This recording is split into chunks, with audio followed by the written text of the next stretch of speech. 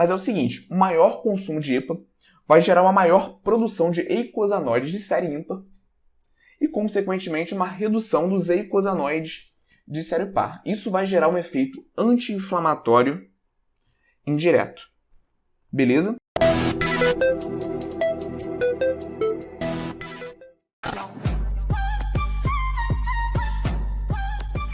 Quando a gente fala sobre o efeito anti-inflamatório, pensando aqui no ômega 3, o efeito anti-inflamatório é o mais consolidado, é o que é mais falado, é o que é mais evidenciado. Quando a gente fala de efeito anti-inflamatório, nós podemos contextualizar, aplicar esse efeito anti-inflamatório tanto para a nutrição clínica, como eu falei, que é o mais comum, mas também para a nutrição esportiva. Então se assimila muito essa questão do efeito anti-inflamatório com a melhora da recuperação muscular. Então quando a gente pensa num processo de hipertrofia, por exemplo, o que acontece?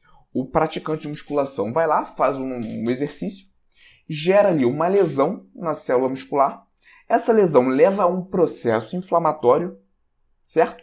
Esse processo inflamatório vai gerar adaptações que levam à hipertrofia. Então qual é a teoria aqui?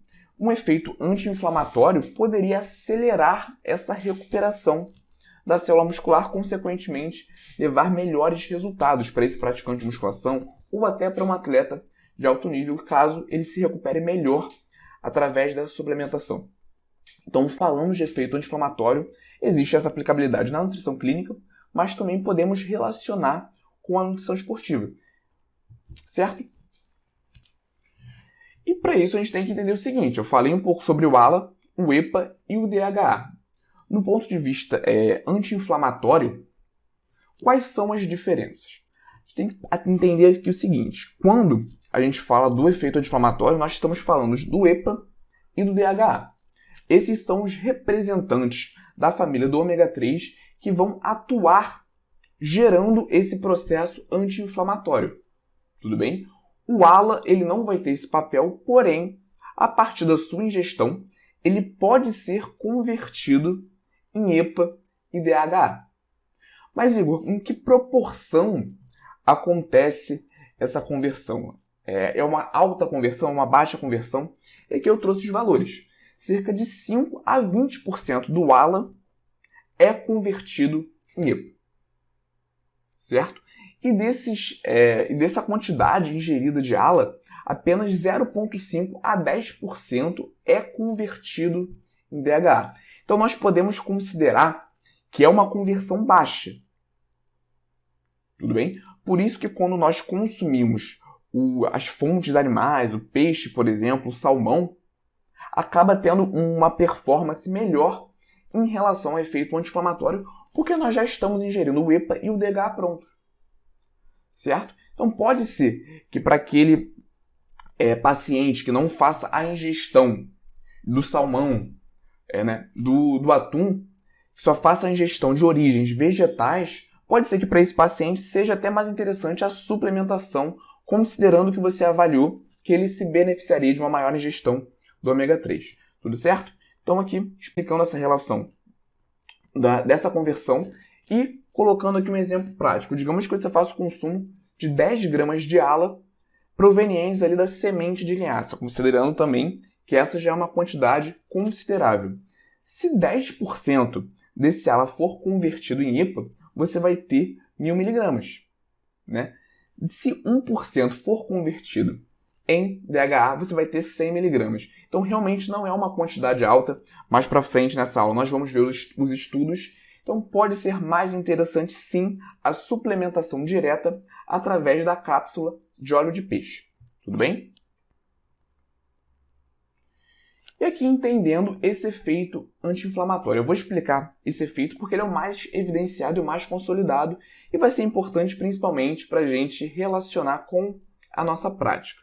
Aqui do lado esquerdo, a gente tem a família do ômega 3, Logo aqui em cima, o representante que eu acabei de mencionar, que é o ácido alfa-linolênico, ele pode ser convertido até virar o EPA, tudo bem? E posteriormente também pode ser convertido até virar o DHA.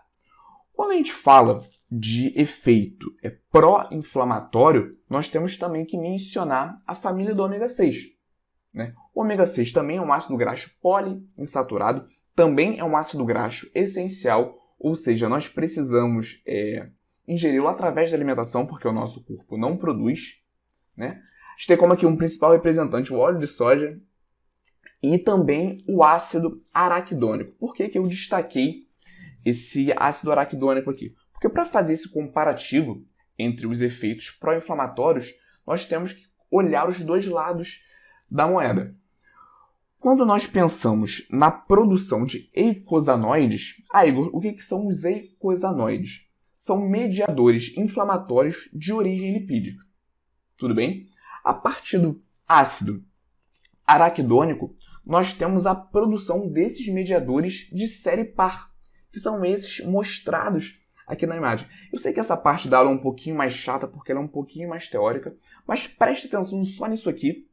Só nisso aqui, daqui a pouquinho a gente vai entrar na parte mais prática e tudo vai fazer sentido. Tudo bem? Então, a partir do ácido araquidônico, nós temos a produção dos mediadores inflamatórios de origem lipídica, né, que são os eicosanoides, de série par. E, por outro lado, a partir do EPA, nós temos a produção desses eicosanoides de série ímpar. O que a gente precisa entender sobre esses eicosanoides, sobre essa palavra tão estranha, né?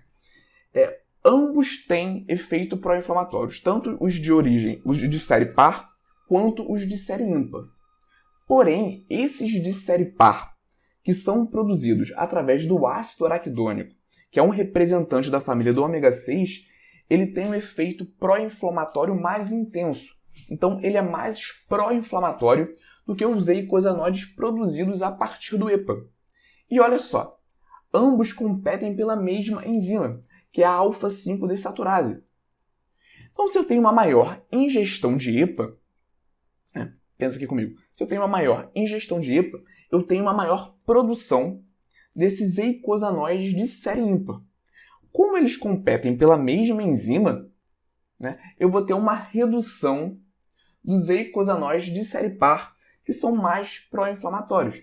Então, faz sentido quando falam que a ingestão de ômega 3 pode aumentar o processo pró-inflamatório por conta disso. Mas, na verdade, isso é uma confusão, porque aumentando essa produção aqui do lado esquerdo, eu estou diminuindo essa produção do lado direito, que acaba sendo mais pró-inflamatório.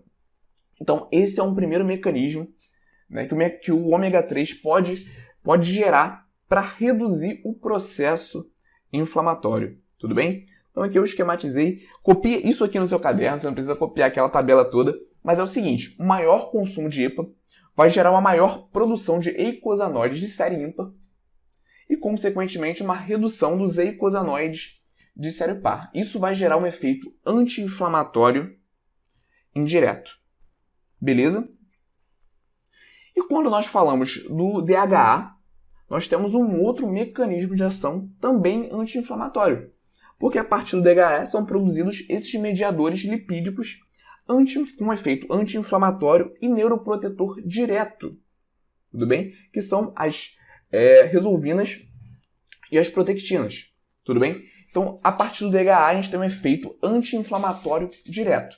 E aqui eu expliquei dois mecanismos de ação a partir da família do ômega 3 que levam ao efeito anti-inflamatório. Essa foi a parte teórica nossa aqui da nossa aula. Não vou entrar mais em detalhes sobre isso para a gente conseguir entrar na parte prática e ver como aplicar isso no nosso dia a dia de consultório. Pensando nesse contexto anti-inflamatório para a nutrição clínica, a gente pode ter uma prevenção de complicações cardiovasculares. Então, quando a gente pensa em processos ateroscleróticos, por exemplo, onde uma inflamação mais exacerbada vai aumentar os riscos, uma ingestão de ômega 3 pode ser extremamente benéfica, né? Além disso, essa ingestão pode aumentar a sensibilidade do nosso paciente à insulina, né? Pode melhorar esse quadro inflamatório da obesidade. Quando a gente fala de obesidade, a gente tem que pensar em um contexto onde o paciente ele apresenta uma inflamação de baixo grau. Então, a ingestão do ômega 3 vai ser interessante, né? Pensando também nessa questão da sensibilidade à insulina. Uma maior resistência à insulina aumenta o processo de lipogênese.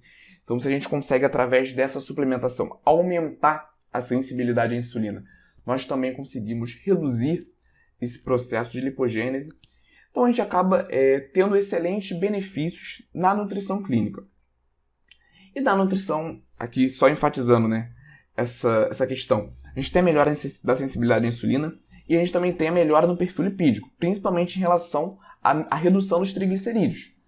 Se estuda muito, a partir do ômega 3, a redução do colesterol, certo? Tem alguns artigos interessantes, mas o que é mais consolidado são essas reduções dos triglicerídeos. Então, por que eu estou falando desse contexto da nutrição clínica? Porque muitas vezes a gente vai cogitar essa suplementação para o nosso paciente que é praticante de exercício físico, mas, às vezes, essa suplementação é mais cabível por conta dos benefícios relacionados à nutrição clínica. Então, é interessante nós avaliarmos o contexto geral antes de suplementar o ômega 3, porque às vezes não se aplica tanto a melhora da recuperação muscular, não se aplica tanto ao aumento da síntese proteica, que é o que a gente vai ver, porém, pensando aqui naquele paciente que tem uma certa resistência à insulina, né, ou então que tem um baixo consumo de peixes na sua rotina, pode ser sim uma suplementação bem interessante.